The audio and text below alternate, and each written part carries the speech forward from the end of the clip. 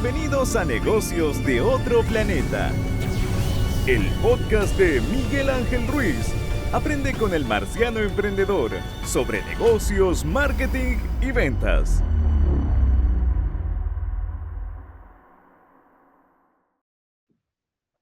Audio podcast, todo bien configurado. Esto del déficit atencional no me ayuda con... Bien, todo bien. ¿Cómo están? Sean todos muy bienvenidos a un nuevo capítulo de Negocios de Otro Planeta. Estamos en esta serie de salud integral. Soy su host, presentador, como quieran llamarme, Miguel Ángel Ruiz. Habían dos temáticas, es curioso, porque la serie la grabamos el año pasado, o sea, en 2024, la mayoría de los capítulos que se están estrenando son del año pasado, pero habían dos capítulos que no había grabado y se grabaron este año. Este es el último de lo que grabamos. Y no por eso menos importante, porque vamos a hablar de la crisis vocacional. Y lo vamos a hablar en el principio de la vida, lo que significa elegir una carrera, y también lo que significa replantearte ya cuando tienes una carrera construida, si quieres seguir haciendo lo que estás haciendo o no. Y para eso tenemos a Bernardita Lagos de la Fundación. Espérame, déjame, no me digas el nombre de la fundación, no me corrijas. Fundación por una carrera. Así que Perfecto, Bernardita, gracias por estar acá. súper. Muchas gracias a ti por la invitación. Nosotros felices, yo en representación de la Fundación, de estar hoy y problematizar algunas cosas que creemos que es necesario que estén en la conversación, sobre todo en la pirámide de importancia que tiene. Sí, sí, porque o sea, creo que cualquier persona que alguna vez en su vida ha trabajado o ha convivido con jóvenes o adolescentes saben que lo que es seguir una carrera no es tan fácil, es un tema. Ya cuando los niños, ya, eso me hace sentir muy viejo. Ok, cuando los chicos están ya en tercero y cuarto medio y se están planteando el qué estudiar, qué vamos a hacer saliendo del colegio, yo soy papá, pero mis pequeñitas son muy, estoy muy alejado de eso. Tengo una que recién está en primero básico, pero en un abrir y cerrar de ojos va a estar en sus últimos años de estudio y va también a enfrentarse a esto de qué voy a estudiar, qué voy a hacer con mi vida.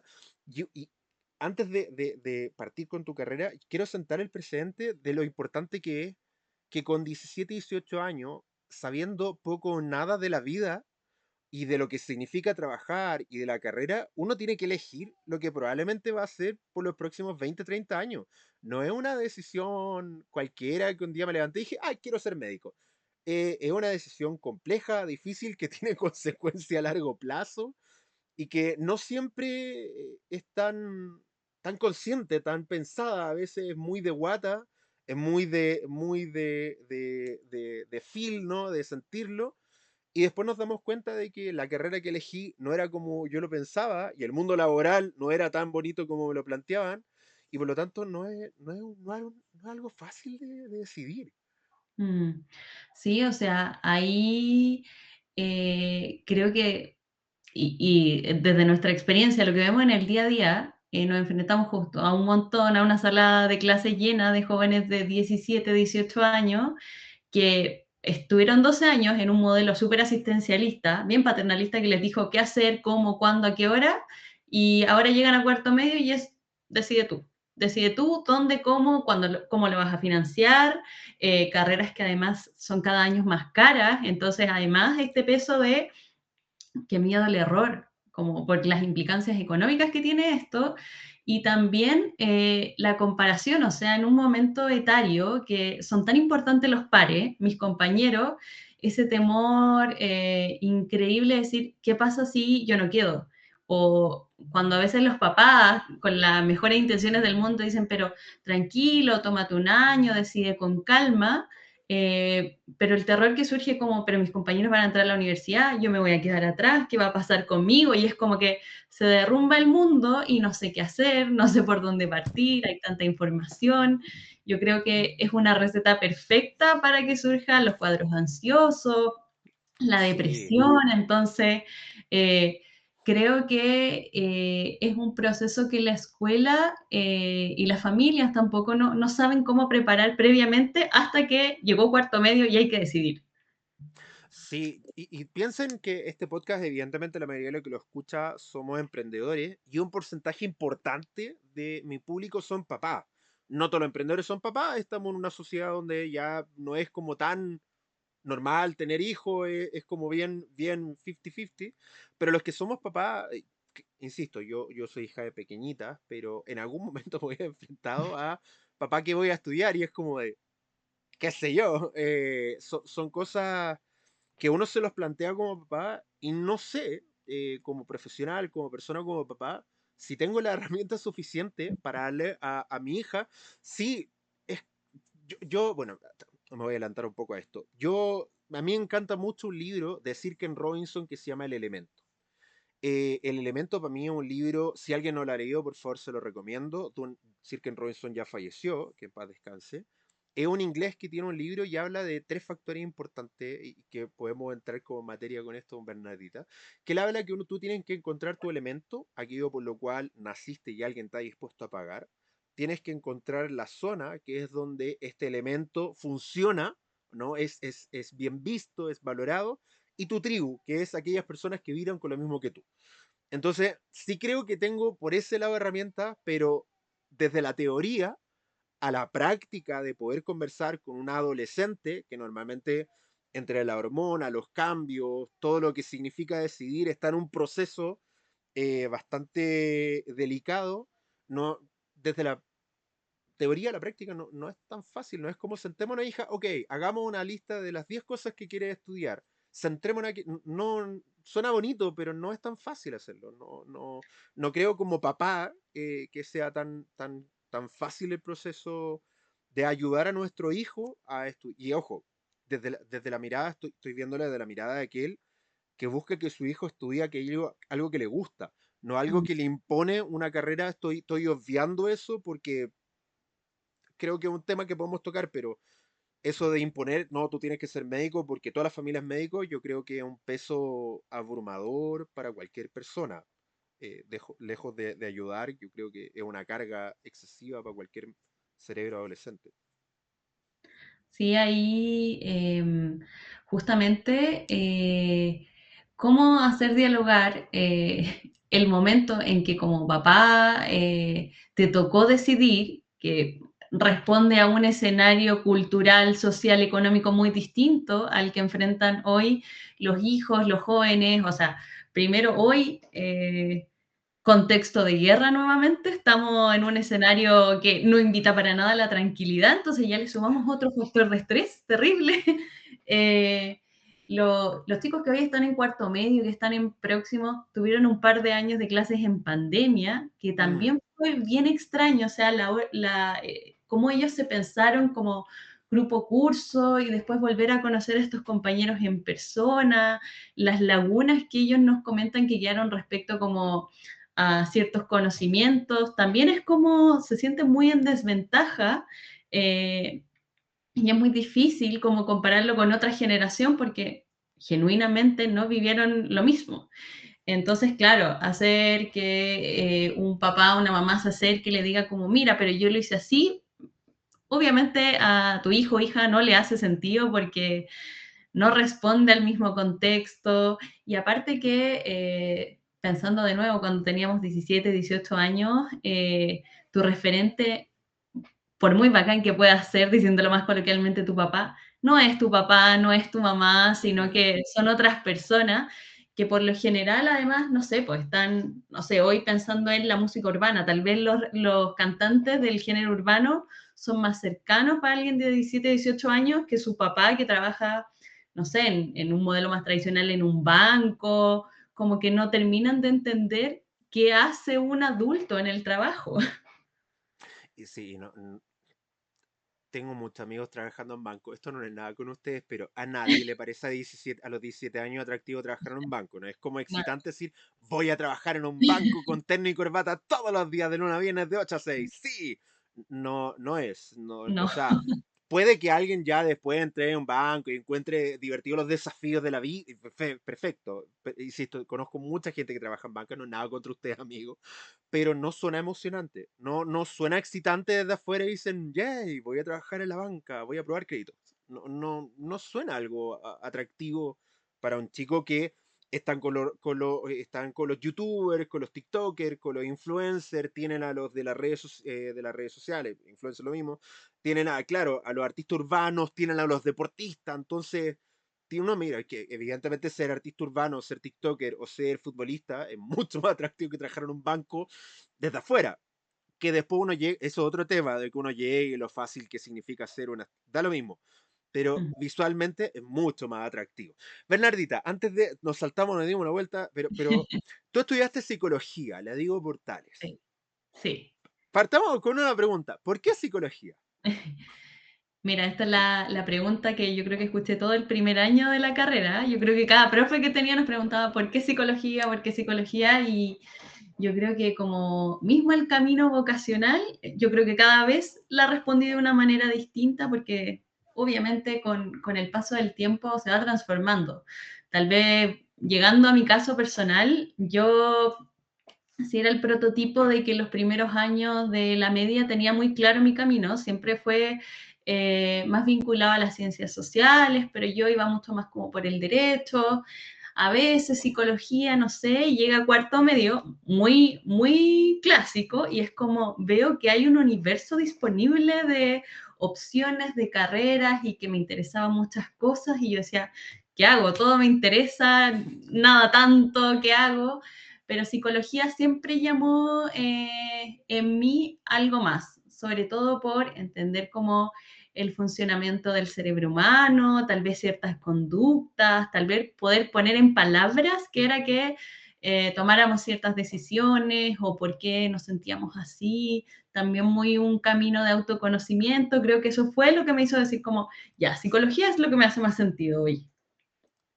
Y ahora, en ese contexto, tú trabajaste primero como psicólogo clínico por un periodo de tiempo. Sí, En pandemia estoy viendo.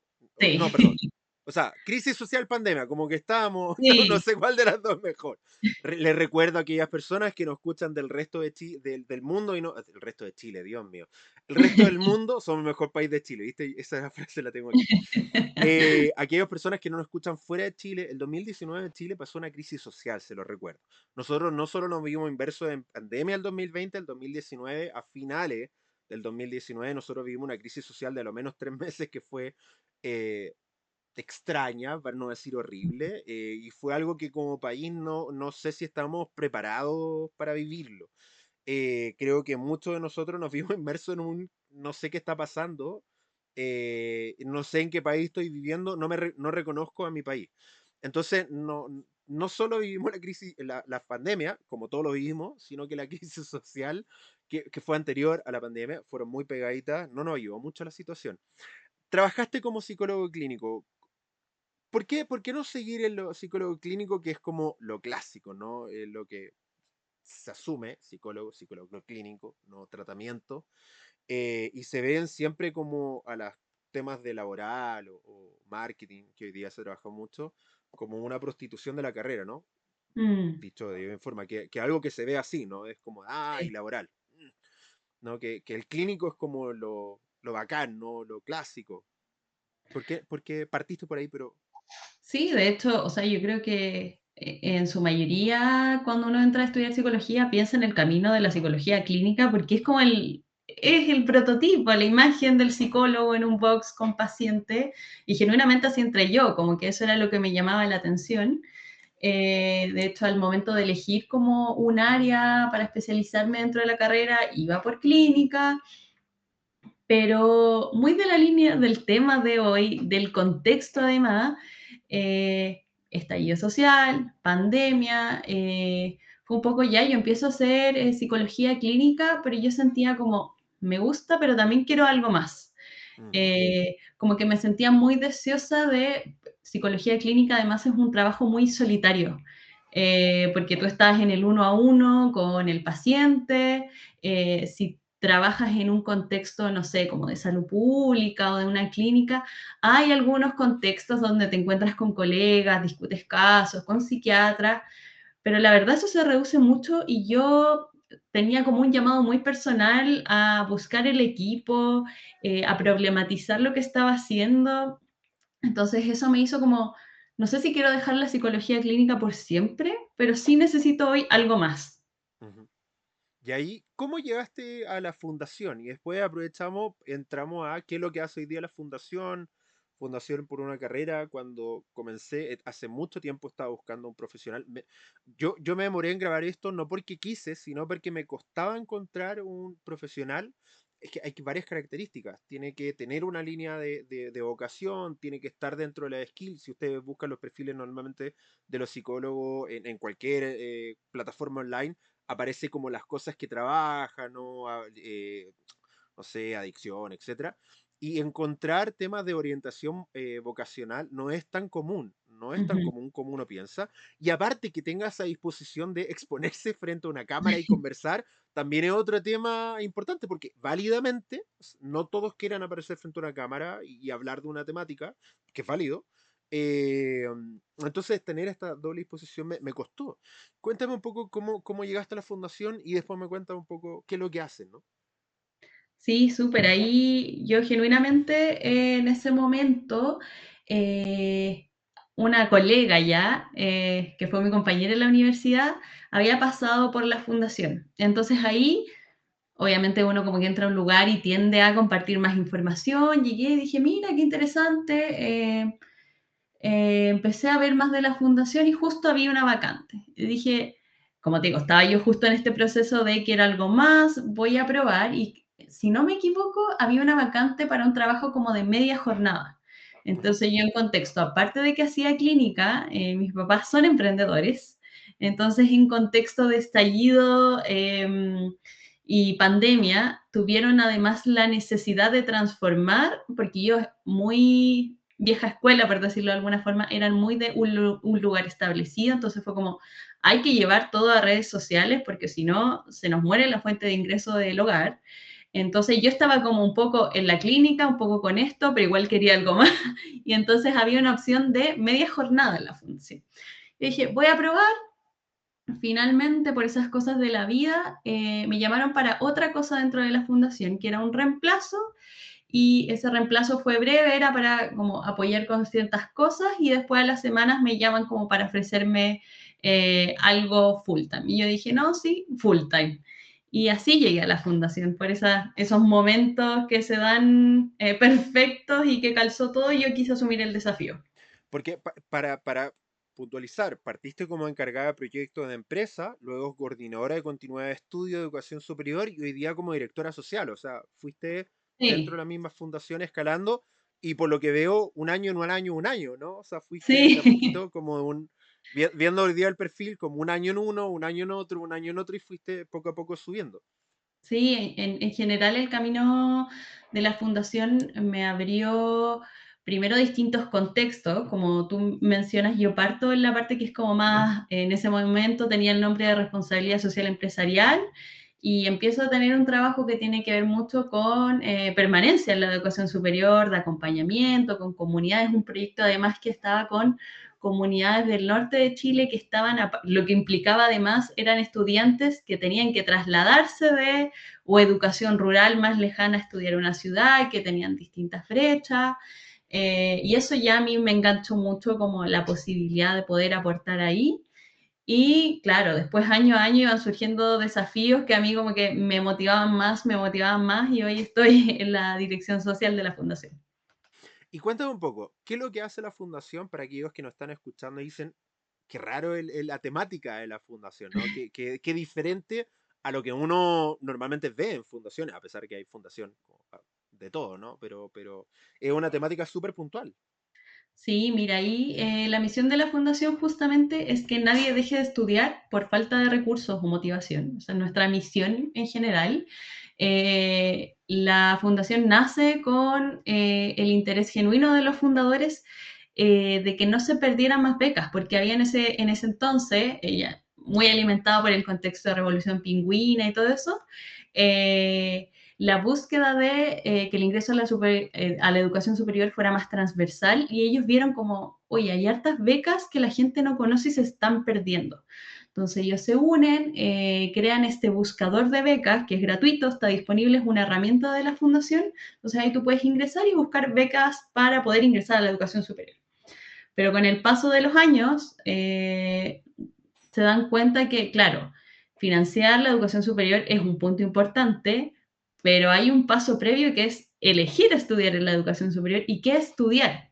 Ujú. Entonces, por ahí que la orientación vocacional se vuelve un pilar fundamental desde nuestro quehacer de la fundación. Entonces, ahí nosotros hacemos un trabajo que es acompañar a las comunidades educativas un poco en este proceso de autoconocimiento, poder entregar herramientas, como decimos nosotros, para que los estudiantes tomen decisiones autónomas, conscientes e informadas, porque al final hay tanta información real, falsa, abrumadora, entonces nosotros entregamos todo este acompañamiento en educación media, que es como el autoconocimiento, herramientas, tenemos un módulo que sí o sí, que va en octubre, que tiene que ver con financiamiento, porque ahí los ayudamos en la postulación a becas, beneficios, y bueno, hay otra parte de la fundación también que ahora se está haciendo cargo de la permanencia, que ya entraste, elegiste, cómo te mantienes, porque también hay un montón de brechas para mantenerse en la educación superior. Así que eso resume más o menos lo que estamos haciendo ya como fundación los últimos años.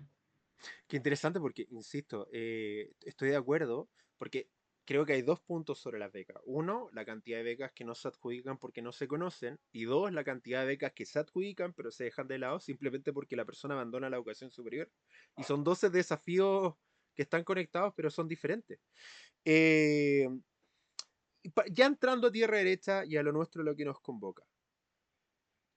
Como papá, nos vemos enfrentados como papá y como jóvenes, porque también nosotros decidimos carrera como muy jóvenes. Estoy de acuerdo, hay mucha información o poca información, no sé si poca información, pero poca información fiable, ¿no? Mm, sí.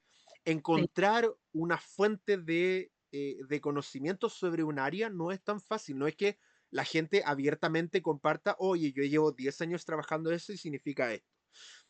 Los que comparten normalmente son visiones súper sesgadas y les quiero decir un fenómeno que se ha estudiado, que son aquellos que más meten ruido o aquellos que más comparten ciertas temáticas, tienden a ser posiciones más extremistas. Por Mm, lo tanto, uno tiene la visión de que es blanco-negro, pero la realidad es que hay una masa crítica muy importante que tiene una realidad promedio, ni fu ni fa, pero es silenciosa, se llama la gran mayoría silenciosa, con minorías extremistas que comunican, entonces o es muy bueno o muy malo, siendo que la mayoría de las personas viven algo ni bien ni mal, ¿no? Entonces, pero son una mayoría silenciosa y uno escucha los polos, ¿no? El contenido normalmente que tiende a verse en redes sociales son contenidos polarizados en cualquier contexto. Por lo tanto, vemos o cosas muy buenas o muy malas sobre una carrera, pero en la realidad que vive el día a día no es tan común verla. Les comento esto porque la cantidad de información que hay sobre una carrera o de qué quiero estudiar no es tan fácil, ¿no? O sea, por ejemplo, si yo les preguntara a alguien, ¿qué hace un ingeniero civil? La mayoría de la gente sabe lo que hace un ingeniero civil. Yo soy ingeniero comercial, les debo decir que no sé qué hace un ingeniero civil. ¿Sí? O sea, si ustedes me preguntan qué hace en su día a día, no lo entiendo. Sí, y de alguien que ya lleva años trabajando, tú preguntas qué hace un ingeniero civil, ni idea. Entonces, si alguien que tiene una carrera profesional no sabe lo que hacen otros, alguien que está buscando información sobre eso no creo que sea muy diferente.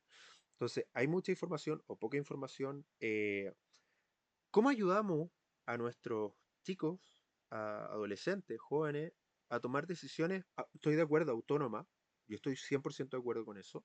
Al fin y al cabo, uno como papá puede guiar a su hijo, pero es él que tiene que vivir su vida. Él tiene que decidir qué quiere estudiar y él lo va a vivir el resto de su vida. Yo en algún mm. momento me voy a lavar las manos, me voy a ir a mi casa, pero el que va a seguir trabajando en lo que estudió es él, ¿no? O sea, el hijo. Por lo tanto, estoy de acuerdo con información, o sea, decisión informada y autónoma.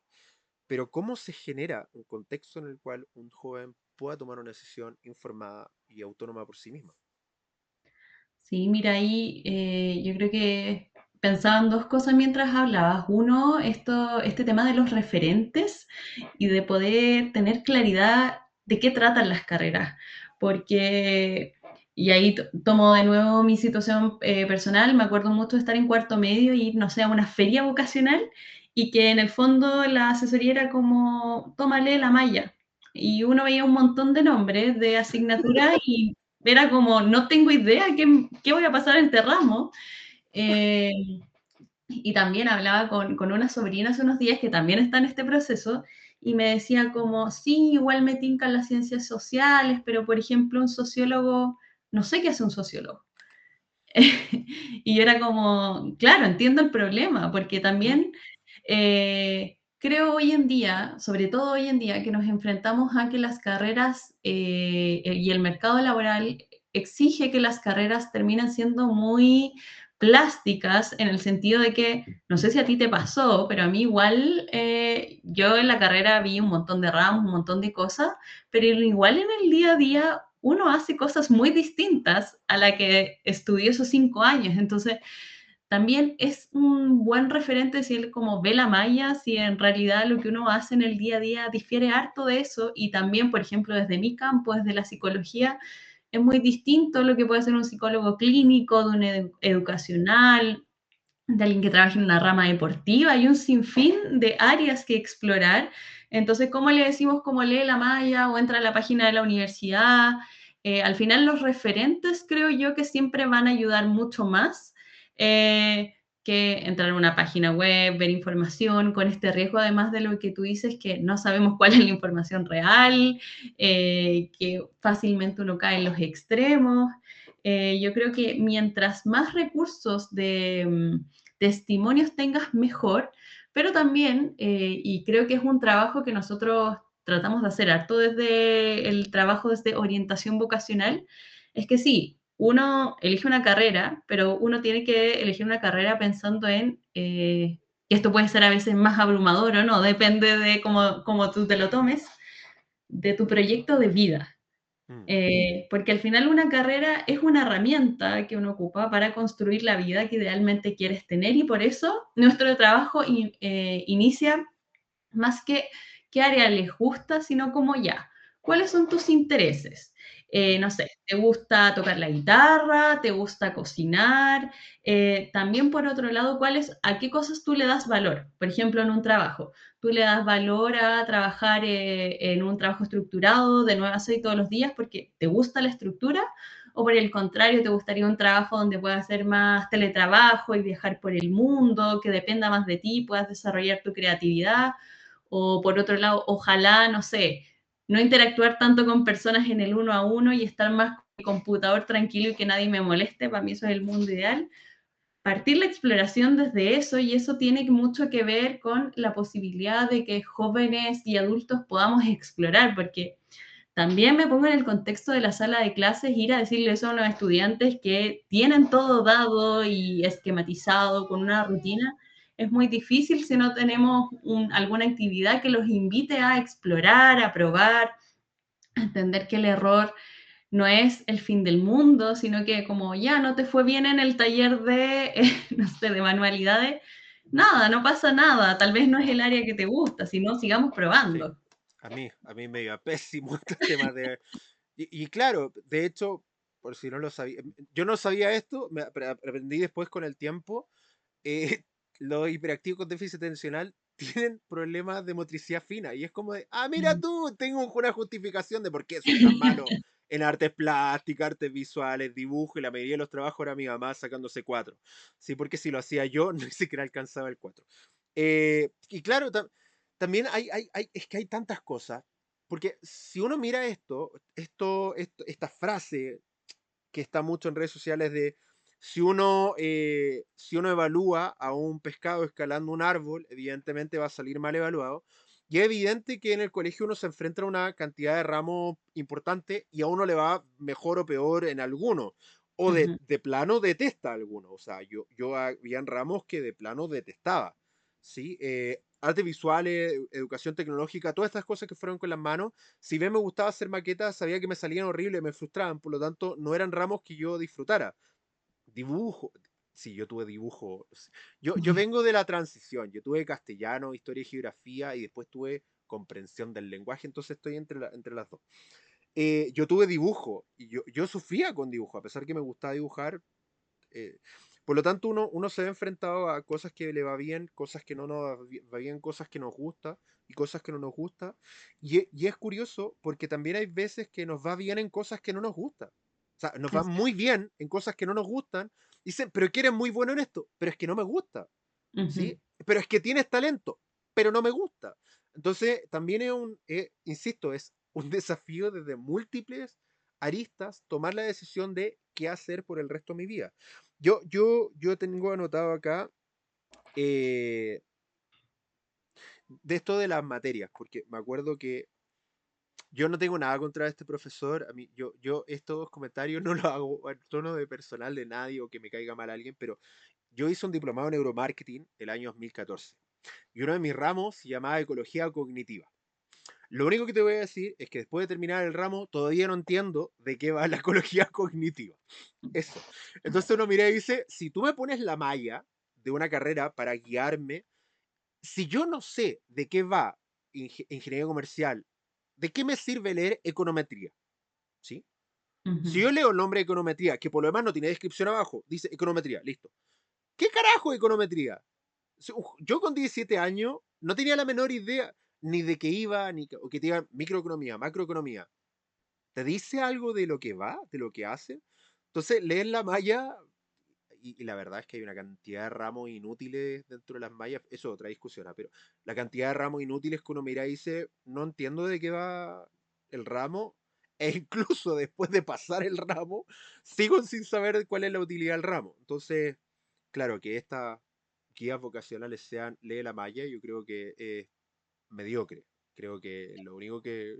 Mi definición me hago cargo yo, no la fundación. Sí, yo me hago cargo de estas palabras. Que la guía vocacional lee la malla es bastante mediocre. Sí, no hay un trabajo por medio. Volviendo a eso. Entonces tú partes desde qué es lo que te motiva, qué es lo que te gusta, cuáles son tus ambiciones de vida. Después en qué eres bueno, en qué eres malo y qué te gusta hacer. Pero ¿cómo combinamos eso? ¿Cómo ayudamos? Porque puedo tener todo el material, ¿no? Sé qué quiero de mi vida, sé que no quiero.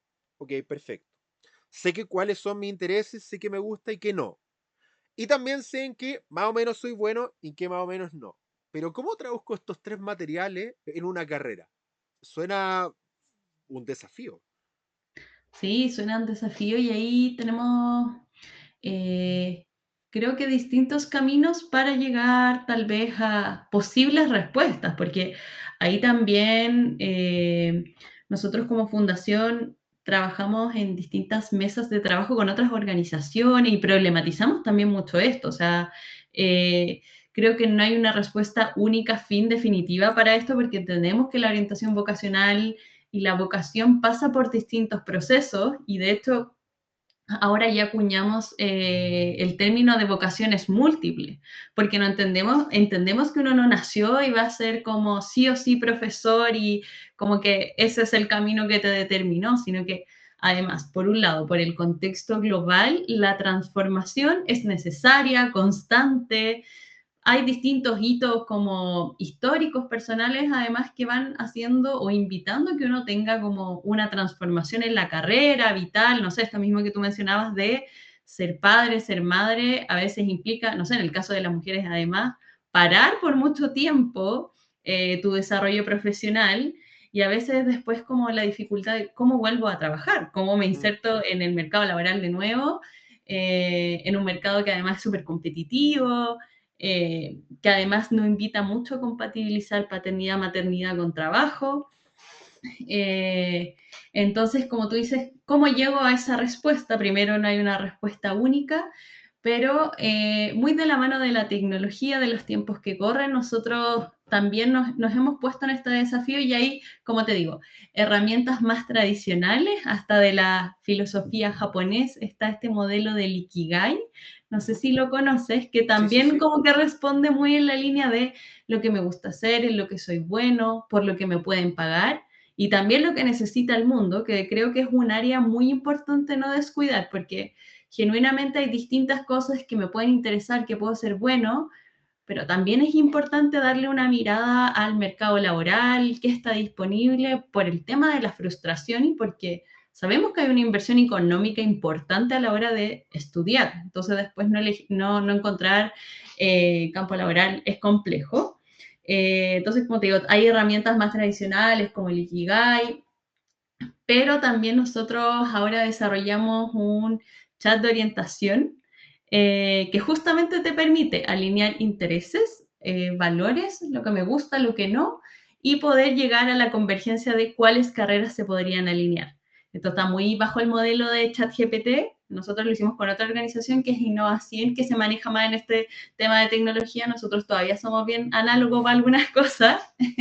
Y ahí en este chat tú puedes conversar. Es una herramienta también gratuita, como fundación, por supuesto, en donde puedes ir conversando y diciéndole como, oye, me interesa el arte, me gusta la flexibilidad horaria, ¿cómo crees que esto puede converger en un trabajo? Te va a dar algunas opciones y ahí después, bueno, averigua también en realidad cómo es este trabajo, cómo es estudiar diseño gráfico, Mm. más allá de que te lo pueda sugerir un chat. ¿Cachai? Como creo que desde ahí viene la idea de explorar de distintas formas, como te digo, lo más tradicional con un papel anotando, y a probar las herramientas tecnológicas disponibles que hay hoy, que ayudan un montón y que además para los jóvenes son muy cercanos, o sea, son nativos digitales.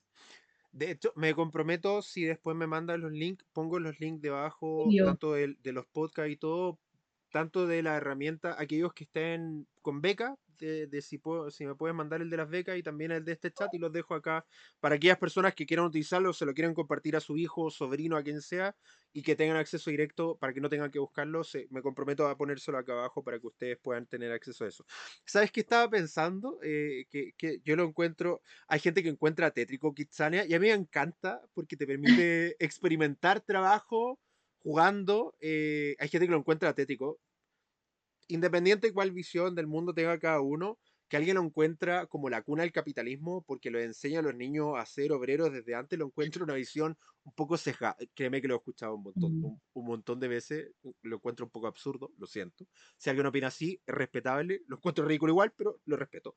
Pero te permite probar el ser bombero por un día, el ser heladero por un día. Es Realmente. como de verdad lo encuentro increíble. Lástima que sea solo para niños, pero también agradezco que hagan estas noches de adultos en Kitsania. Que no he tenido Sí. la oportunidad de ir, pero quiero puro ir. He ido con mi hija y de verdad dan ganas de subirse con ella al carrito de los bomberos, a ser bombero por un día. Es que justamente eso es la posibilidad de como experimentar en primera persona va a ser infinitamente más valioso que lo que puedes leer en la descripción de la carrera, que lo que te digan en una feria, o sea, la posibilidad de poder jugar, no sé, armar un mini circuito eléctrico y ver si eso te interesó o no, va a ser más valioso que cualquier otra cosa que te puedan contar. Total. De hecho, insisto, me encantó Kitsania, y de hecho mi hija en algún momento dijo que quería ser una maestra de sushi después de hacer sushi en Kitsania. Me encanta. Porque le gustó. El tema es que no, ni siquiera me convidó, porque no alcanzó ni a salir del sushi y ya se lo había comido entero. Eso es como de, me está escuchando, así que todavía lo tengo en mente que se comió el sushi, ni siquiera me compartió un pedacito. Ahora volviendo a otro punto, creo que hay algo que no tenía en cuenta, pero me parece un tema importante de abordar y cuál es su mirada. En muchos países, en Chile, ok, ya no me acuerdo, estoy muy mal. No sé cómo se llama la prueba de selección universitaria. La ¿Cómo PAE, se llama? La PAE, PAE. Dios mío. ¿Y prueba de acceso a la educación superior?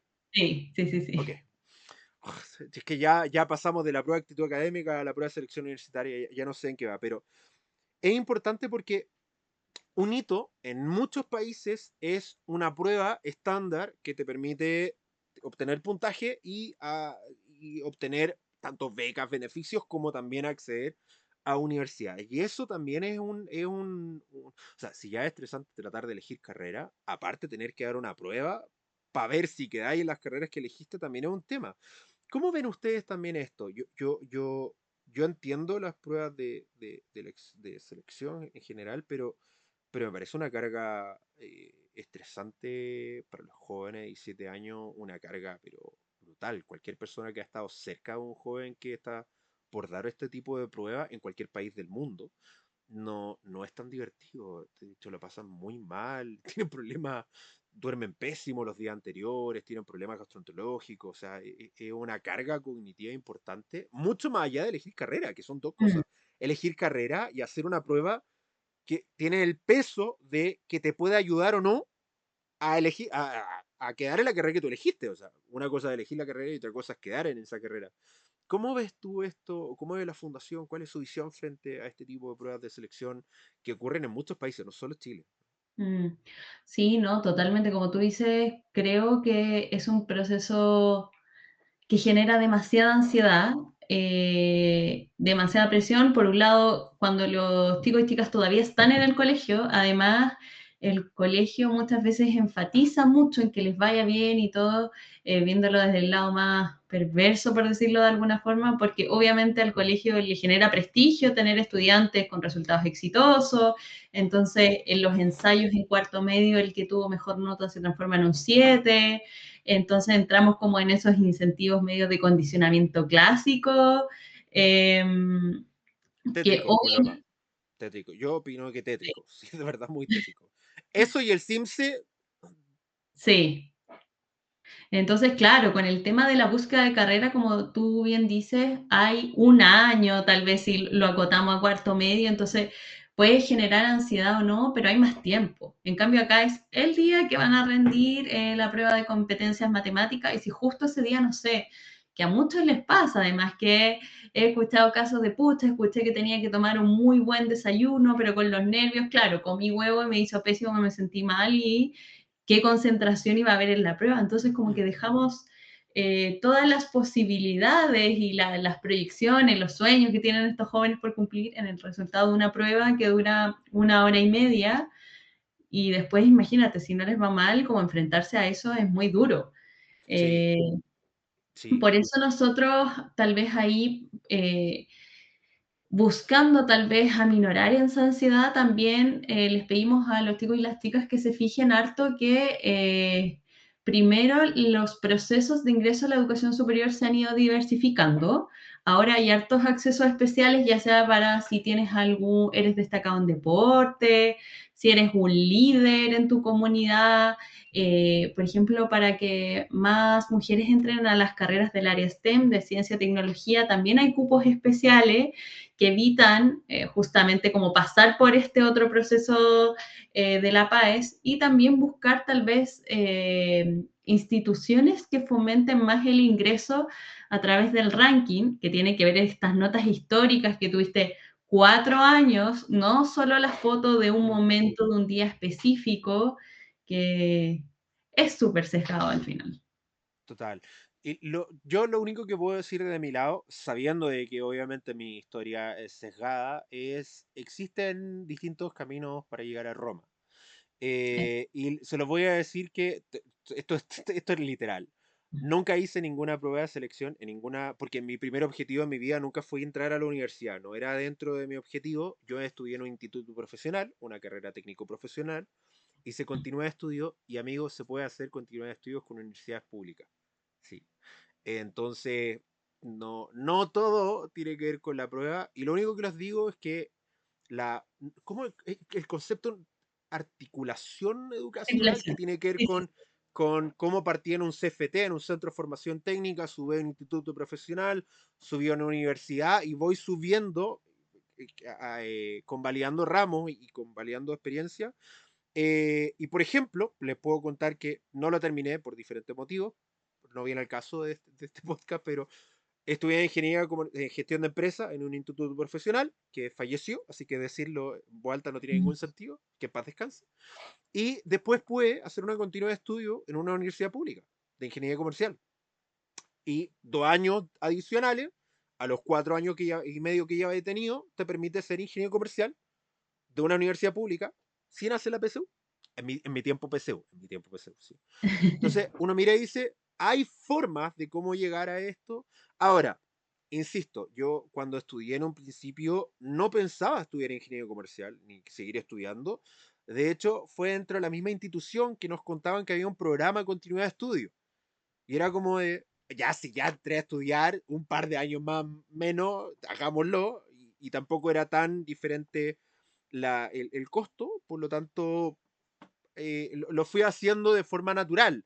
No es que lo haya buscado y busqué la forma de cómo entrar a una universidad bypassando el sistema, pero hay formas de cómo llegar al mismo punto desde otro. Se los dejo ahí Evidentemente no todas las carreras son así, las carreras científicas es un poquito más Ujú, complejo, medicina, por supuesto, hacer este tipo de cosas no es tan factible, enfermería tengo entendido que desde un técnico en enfermería sí es potencial pasar a una enfermería, en medicina lo más probable es que no, pero hay formas, ¿sí? Hay formas de cómo articular esto y no tener que necesariamente pasar por una prueba de que sí, creo que cualquier persona que es consciente y no es elitista sabe de que las pruebas son una fotografía muy específica de un momento y sobre todo cuando tiene una presión y un contexto mm, negativo, no es tan fácil rendir de forma positiva en esto, en ese tipo de contexto como las pruebas de selección. Pero hay varios caminos para llegar a Roma, no hay un camino único. Eso es lo único que les voy a decir desde mi experiencia personal, sí. Eh, y después estudié en otra universidad que también falleció. Tengo un tema con las instituciones educacionales que quiebran, pero, o sea, se puede. Y se puede hacer diplomado, se pueden sacar magíster, se pueden sacar postítulos sin hacer PSU. O en mi caso, PSU, en su caso, PAES. Así que no vean el camino único y la PAES como el ente que les va a quitar o no las posibilidades de estudiar en su vida. Se las dejo ahí. Solo quería dejar ese consejo. Ahora, tocaste un tema que me parece interesante, esto del año sabático. Está bien visto, mal visto, hay algunas familias que le permiten a los chicos por esto mismo de trabaja, encuéntrate, está esta connotación negativa de irse el año sabático al sudeste asiático a buscarte a ti claro. mismo. Claro, como si todos tuvieran los recursos para irse un año al sudeste asiático a vivir, así como, no, vive la vida. ¿Cómo ven esto de las pausas para pensar? Desde mi mirada muy sesgada, yo siento de que si es necesario y uno lo hace de forma óptima, claro, si va a ser un vago un año entero, pero si uno lo toma de verdad con el criterio de voy a buscar tres distintos trabajos, voy a hacer, ver qué me gusta, creo que puede ser una opción importante. ¿Cómo lo ven ustedes esto de tomarse un tiempo sabático antes de tomar una decisión tan importante y Mm. tan vital como qué voy a hacer el resto de mi vida, ¿no? Sí, ahí creo que es importante como en el valor que puede tener este año en términos de explorar y explorar esto de la opción de muchas veces jóvenes que salen de cuarto medio nunca han trabajado. Entonces, claro, es tomar la decisión sin conocer nada del mercado laboral. Entonces, la posibilidad de compatibilizar cosas, algunos quieren preparar igual de nuevo la PAES, pero aparte poder trabajar, yo considero personalmente que tiene un potencial increíble. Creo que es un año además que te permite tener la pausa necesaria, poder bajar esos niveles de ansiedad altísimos que están a fin de año y poder explorar un poco más, como dices tú, si le sacas el provecho, creo que tiene solo beneficios. Eh, pero por otro lado, también entiendo que hay familias que además necesitan tal vez tener más rápidamente un retorno económico y por eso apresuran muchas veces a los chicos como necesito que estudies rápido y que puedas ser como un apoyo económico familiar.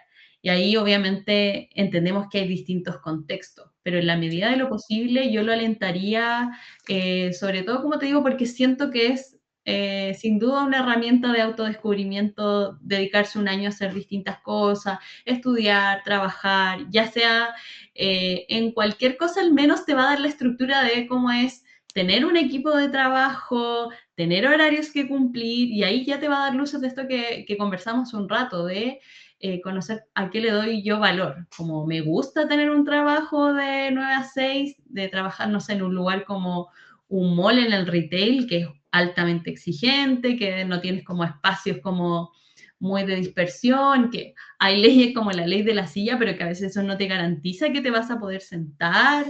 Entonces yo creo que de ahí uno ya saca distintas experiencias, lo que es lidiar con jefaturas, con compañeros. Sí o sí creo que tiene un valor infinito. Yo lo único que decir que sí me tomé un año sabático, pero no me fui a descansar ni al sudeste asiático, hice el servicio militar. Eso, si no lo, de verdad salí cuarto medio y me fui al ejército un año y volví a estudiar. Así que me hice mi año sabático, ni tan sabático ni tan descansado, pero en fin, cosas que pasan. Era joven, idealista y tonto. Eso es lo único que hice.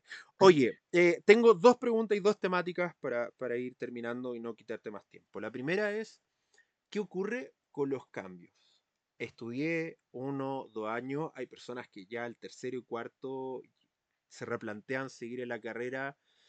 ¿Cómo ven esto? El estudiar, muchas veces romantizamos como personas una carrera, nos metemos y nos damos cuenta que era algo muy distinto. Esto lo escuchamos mucho, por ejemplo, gente que entró en veterinaria, que tiene esta visión romántica veterinaria y después se da cuenta que la mitad veterinaria es meterle literalmente la mano a una vaca. Cosas por el estilo que suenan muy chistosas, pero que en la práctica el tipo dice, no, no me gusta, no me llama la atención. Entonces, ¿cómo enfrentarse a eso como persona, a tomar la decisión de cambiar de carrera con todo lo que sabemos que significa, y también como familias, ¿no? De como papás, de contención.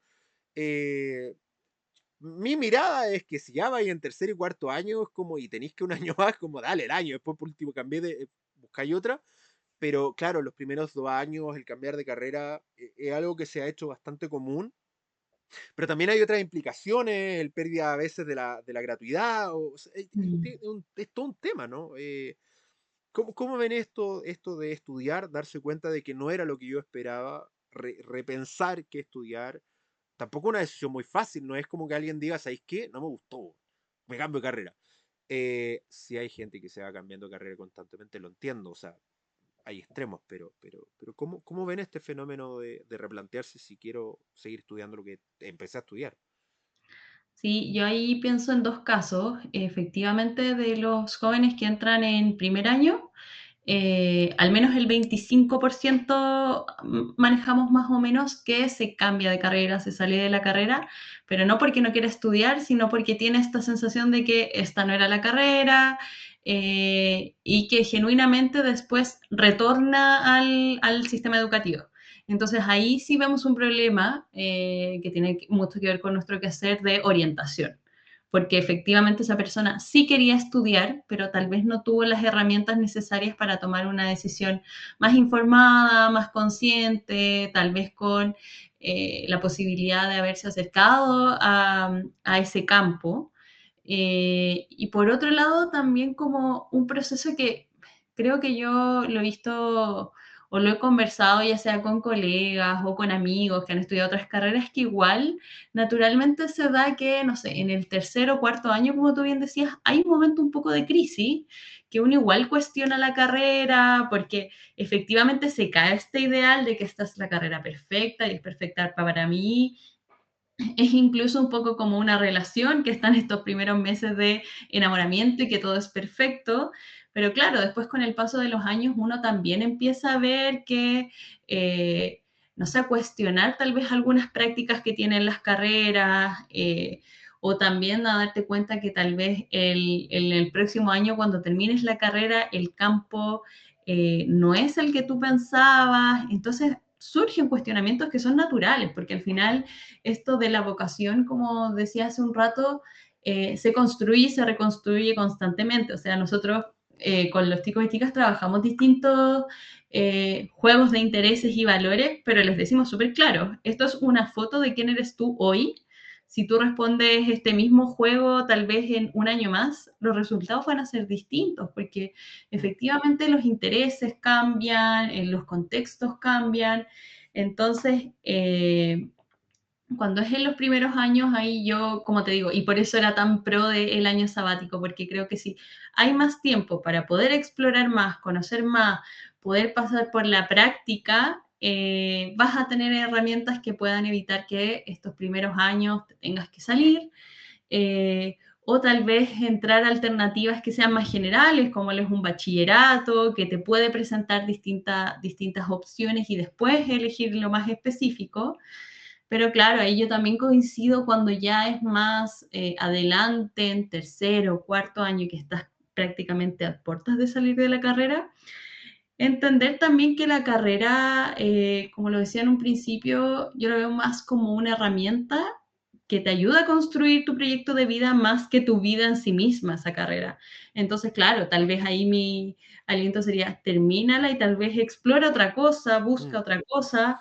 eh, pero sobre todo entendiendo la inversión económica que hay detrás es muy difícil, sobre todo para la mayoría de la gente. Creo que es un grupo muy selecto el que puede decir, no, me cambio, da lo mismo, No me el duele, es como, sí. chao. O sea, pensando en aranceles de carreras que odontología está sobre los 10 millones anuales. Entonces, es una locura.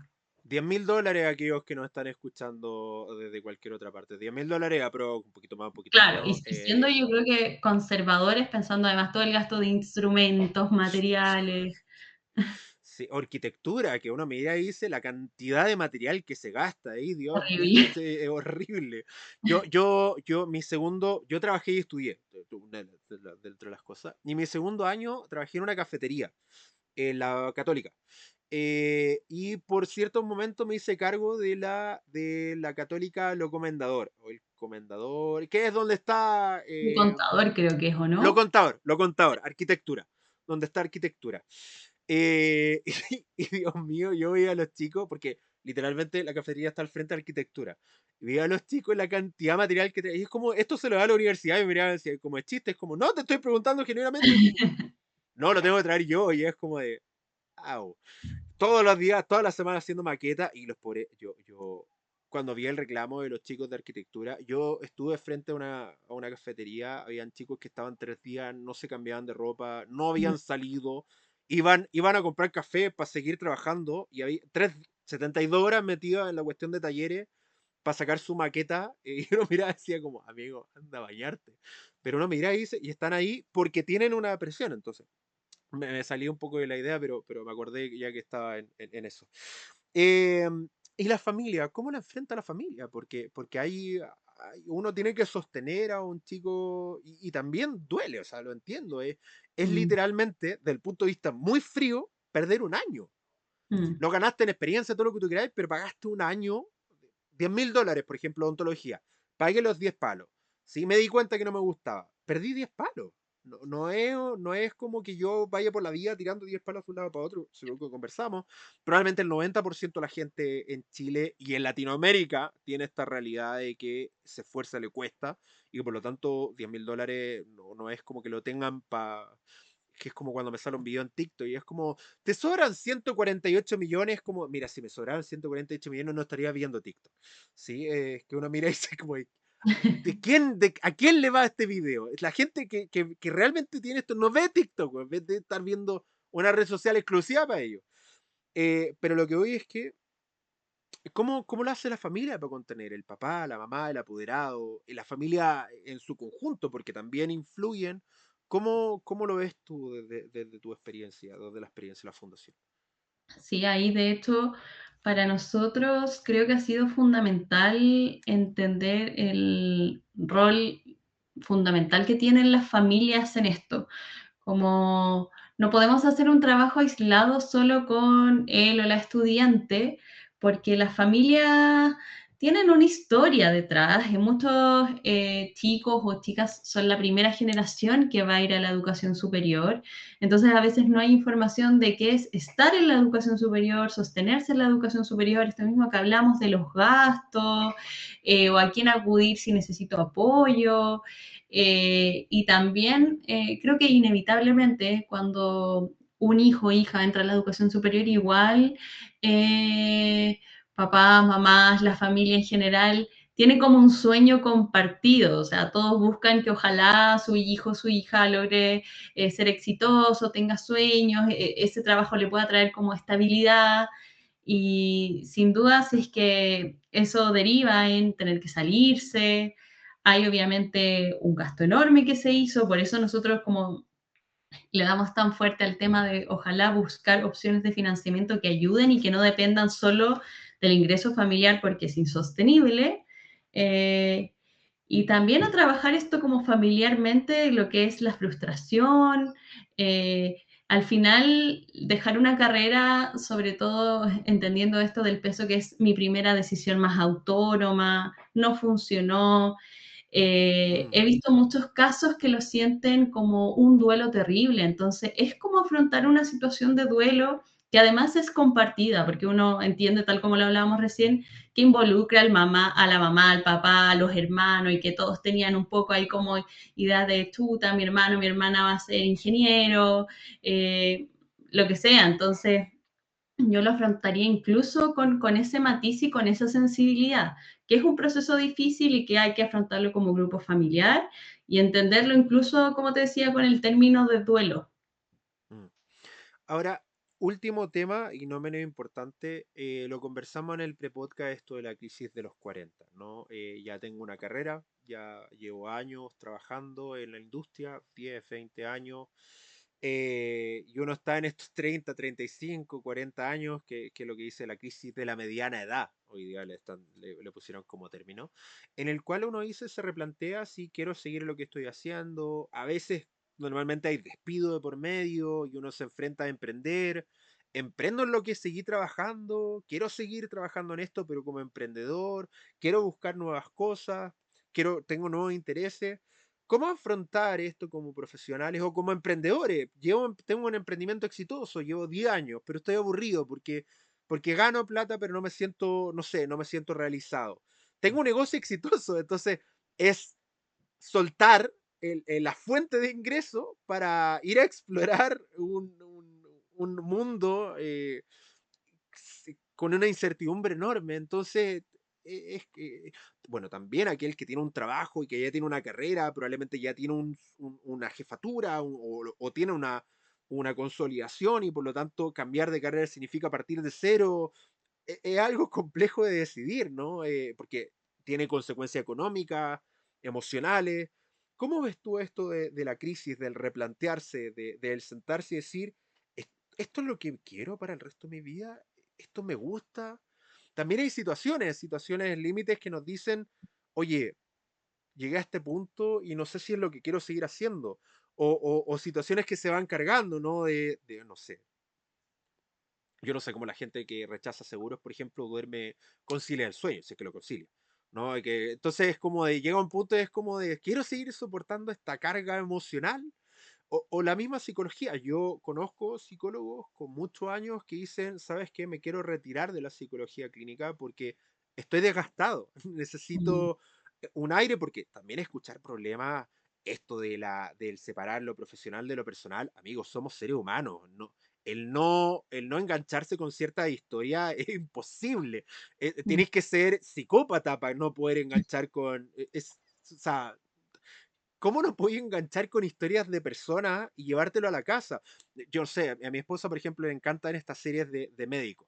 Y una de las cosas que siempre discuto es, yo no podría ser médico. Imagínate hacer todo lo humanamente posible, usar todo tu conocimiento y que la persona fallezca. ¿No? Es mm. como de la frustración de, hice todo lo humanamente posible y aún así murió. ¿No? No sé si podría cargar con esa, yo como persona, no sé si estaría capacitado para cargar con eso, el de lo hice todo y no, o me equivoqué, ¿no? Entonces, es complejo esto tiene múltiples aristas, como también elegir una carrera.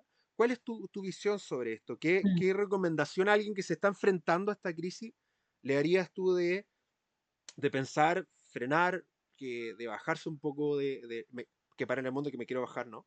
de, de enfrentarse a esto, de tener estas conversaciones difíciles, estas preguntas complejas de esto es lo que yo quiero, estoy haciendo lo que me gusta, me siento cómodo con mi trabajo, me siento a gusto. ¿Cómo lo ves tú desde la psicología, desde la fundación, a alguien que está enfrentándose a esto? Yo creo que ahí la primera recomendación sí o sí es afrontar y no huir, porque creo que muchas veces uno siente un poco, le empieza a hacer ruido ciertas cosas y dice como, ya no, trabajo más, me concentro más Mm, o empiezo a evitar de otras formas, no sé, voy más al gimnasio o me pongo más ansioso, como más, no sé, pero no lo enfrento. Pero no sabe, desde la psicología está claro que esto va a explotar de alguna forma. Uno, por mucho que vaya metiendo tierra debajo de la alfombra, esto va a explotar, ya va a ser con algún síntoma físico, o mm. sea, por algo después se empiezan a ser tan comunes las crisis de pánico. Eh, El síndrome entonces, burnout. sí, la primera recomendación sí o sí es no escondamos cosas debajo de la alfombra, hagámonos cargo Y como dices tú, son conversaciones difíciles, como muchas que son necesarias en la vida, pero uno sabe que es de donde más crece. Entonces, desde ahí, primero, la invitación creo que va muy desde esta primera invitación que hacía hace un rato de los jóvenes de explorar. Lamentablemente cuando uno empieza a crecer y se mete como en esta vorágine del trabajo, como que se Mm, desconecta un poco de esta posibilidad de jugar, explorar, como esta misma sensación de cuando somos niños. Entonces, no quitar esa posibilidad porque eso es lo que creo que me mantiene más consciente de que quiero, hacia dónde voy y que es inevitable que en distintos momentos de nuestra vida, ya sea a los 40, a los 50, como que se va moviendo un poco y aparecen estas caricaturas de que, no sé, los hombres a los 50 van y se compran un auto deportivo. Al final, creo yo que más allá de la caricatura, chistoso o no, es la posibilidad de explorar y buscar antes de tomar una decisión, porque entendiendo desde la vereda, desde el emprendimiento, que como tú dices, cuando además ya tienes algo consolidado, es muy abrumador la decisión de decir como me arriesgo con otra cosa, mm, dejo todo, más si estás en el contexto de que tienes familia, tienes hijos, que eres tú el sostén económico de ellos. Entonces yo creo que la invitación va por mantener la exploración y ya tomar decisiones con un poco de certeza, pero siempre abrazando un poco que esto va a pasar, que de verdad va a llegar a los 40, va a llegar a los 50, pero va a llegar.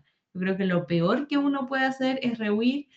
Aquí ya muy desde psicóloga, siempre la invitación es que vayan al psicólogo, exploren estas cosas. mm. Uno no va al psicólogo solo cuando está en depresión o está en un cuadro ansioso. Esto uno se lo puede replantear incluso antes de que aparezcan estos síntomas. Creo que lo más sano para poder enfrentar estas cosas es estar acompañado, obviamente conversarlo con tu círculo y de ahí llegar a las decisiones final, porque indudablemente creo que cuando, viniendo de padres emprendedores, cuando uno inicia un proyecto de emprendimiento, tiene ideas que tal vez a los 10 o 15 años después ya no son las mismas, no tienen las mismas ambiciones, entonces obviamente hay que repensar las cosas, pero siempre con el tiempo necesario.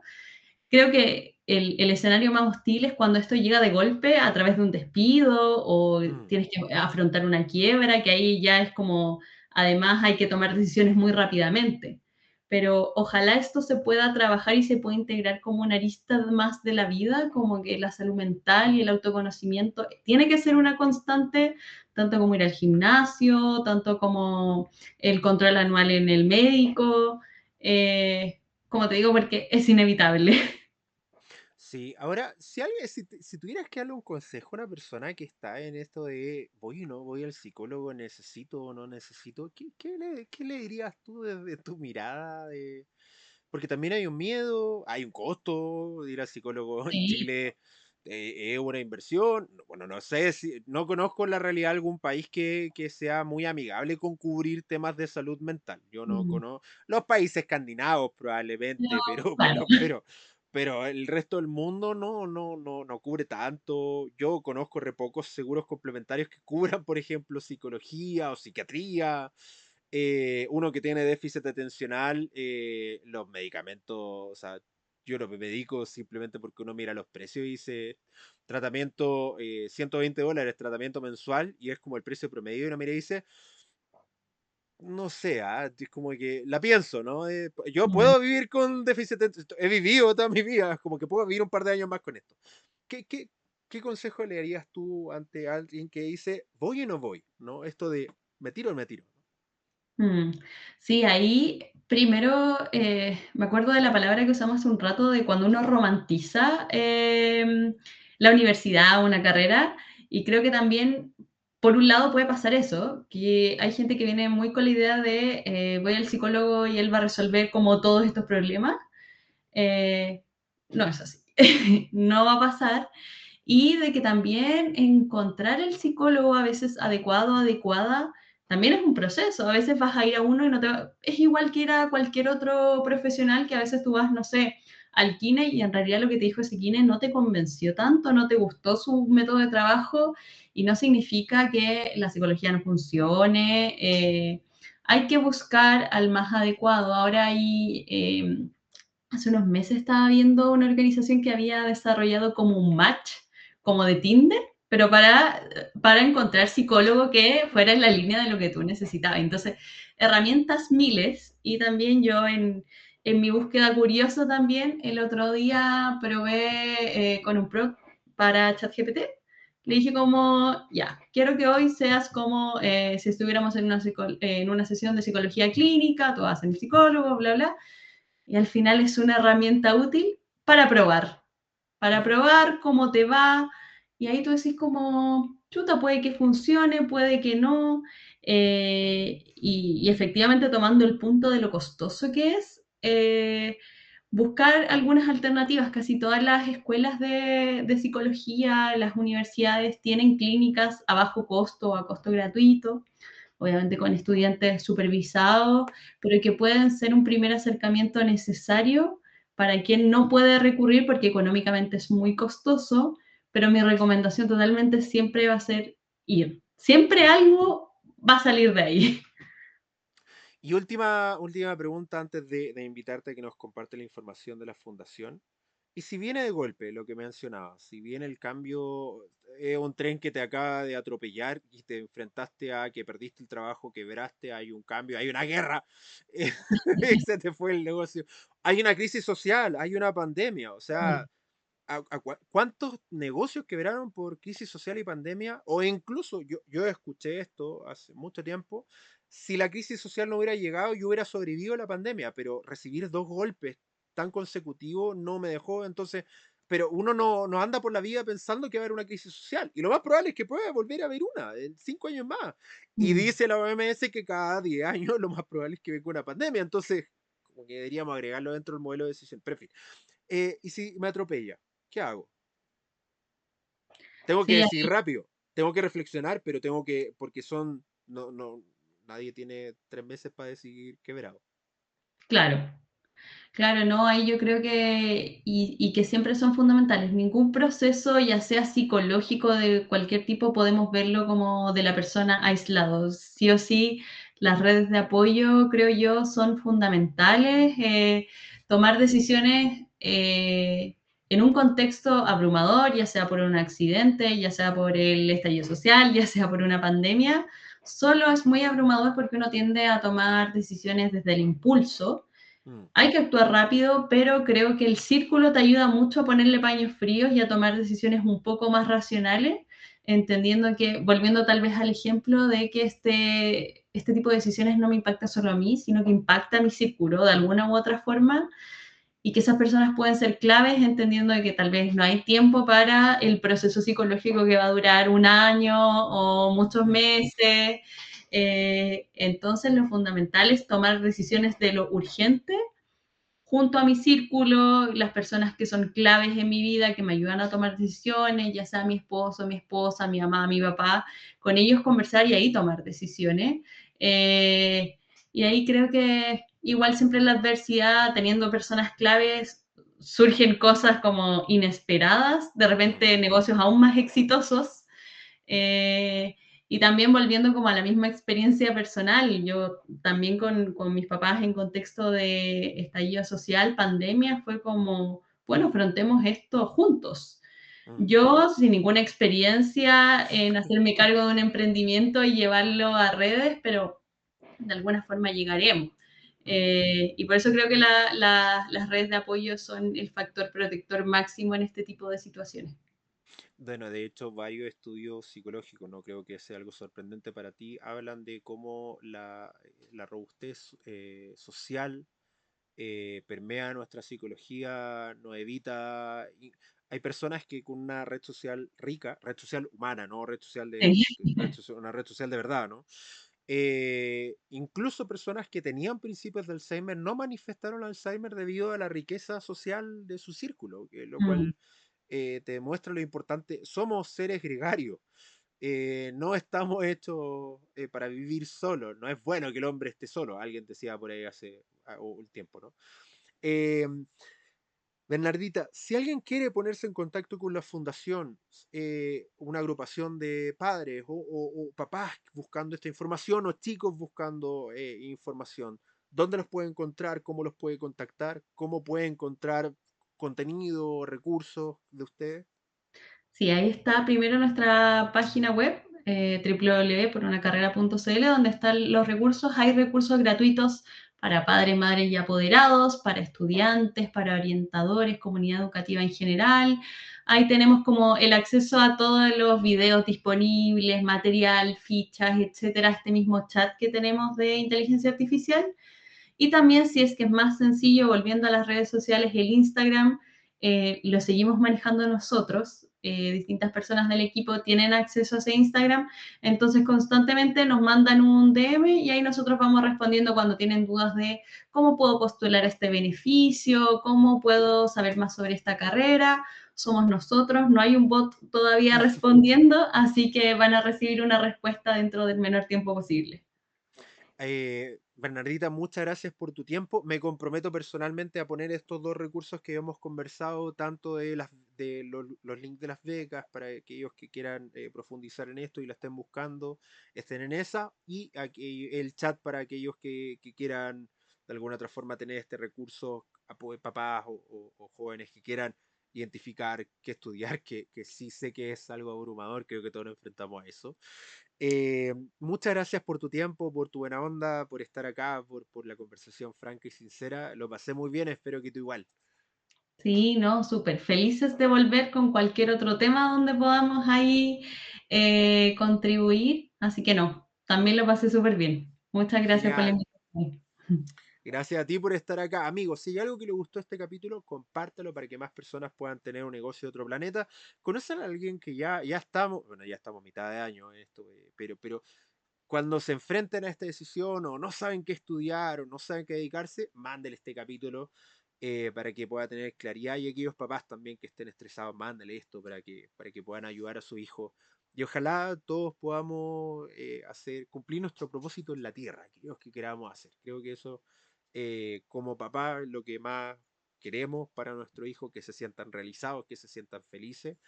Creo que cualquier papá, buen papá, es lo que desea para su hijo, ¿no? Así que muchas gracias por esta conversación y nos vemos en un siguiente capítulo. Chao, chao. Bienvenidos a Negocios de otro planeta, el podcast de Miguel Ángel Ruiz. Aprende con el marciano emprendedor